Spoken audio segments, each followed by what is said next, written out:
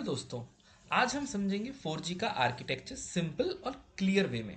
This is tele cloud X. सबसे पहले समझते हैं 4G का मेन गोल क्या है। Fast internet and low latency. 4G में तीन पार्ट्स मेन होते हैं। पहला आपका यूजर इक्विपमेंट, जिससे हम कॉल या मैसेज करते हैं या इंटरनेट यूज करते हैं। सेकंड आपका ई रैन, जो कि आपका टावर बेस्ड होता है। एंड देन थर्ड आपका इंपॉर्टेंट होता है इवॉल्व्ड पैकेट कोर। तो ये तीन कंपोनेंट्स होते हैं जो कि हम यूज करते हैं। देन फर्दर ये आपके एक्सटर्नल नेटवर्क से कनेक्ट हो जाता है। अब इसको हम थोड़ा सा डिटेल में समझते हैं।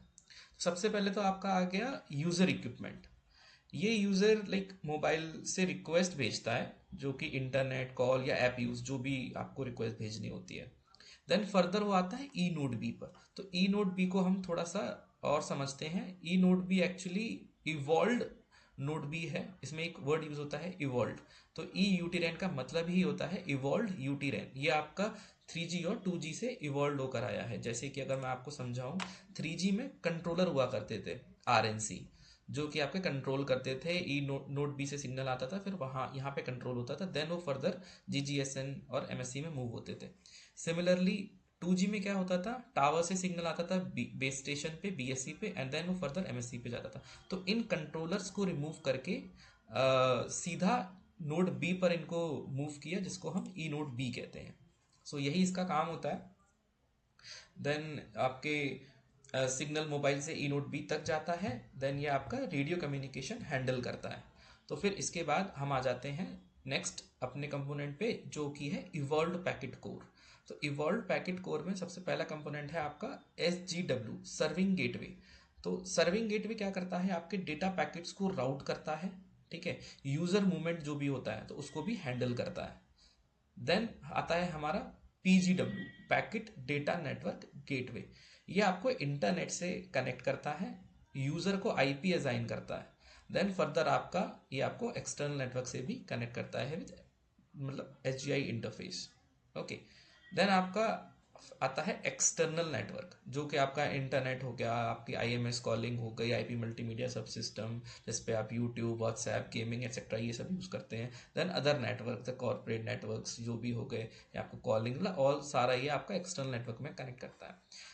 अब इसमें दो प्लेन होते हैं। एक तो यूजर प्लेन, ये मैंने जो बात करी, मैंने आपको यूजर प्लेन की बात करी कि ई नोड बी से सर्विंग गेटवे आया, PGW, then this is user plane. अब बात करते हैं ई नोड बी रेस्पॉन्सिबल भी होता है डायरेक्टली कंट्रोल प्लेन के लिए भी, जो कि आपके नेक्स्ट कंपोनेंट किस पे मूव करता है, मोबिलिटी मैनेजमेंट एंटिटी पे, जिसको हम MME कहते हैं। देन फर्दर ये जाता है आपका HSS पर, होम सब्सक्राइबर सर्वर पर। MME में क्या होता है, जो आपका 3G 2G में ऑथेंटिकेशन या फिर आपके एक ऑथेंटिकेशन या रजिस्टर EIR करके होता था। मैं आपको दिखाता हूँ। जैसे कि EIR ये कंपोनेंट्स होते थे, लाइक EAUC ऑथेंटिकेशन सेंटर, जो 3G और 2G में हुआ करते थे। तो उसका काम कौन संभालता है, आपका MME। ठीक है गाइज, तो ये हो गया आपका MME। देन आपका HSS भी सेम ही आप समझ लो। 3G और 2G के केस में HLR और VLR जो होते थे। HSS होम सब्सक्राइबर सर्वर होता है, ये डेटाबेस स्टोर करता है आपके सब्सक्राइबर का। तो this is same similar to something related to HLR and VLR। So this is the all flow about 4G।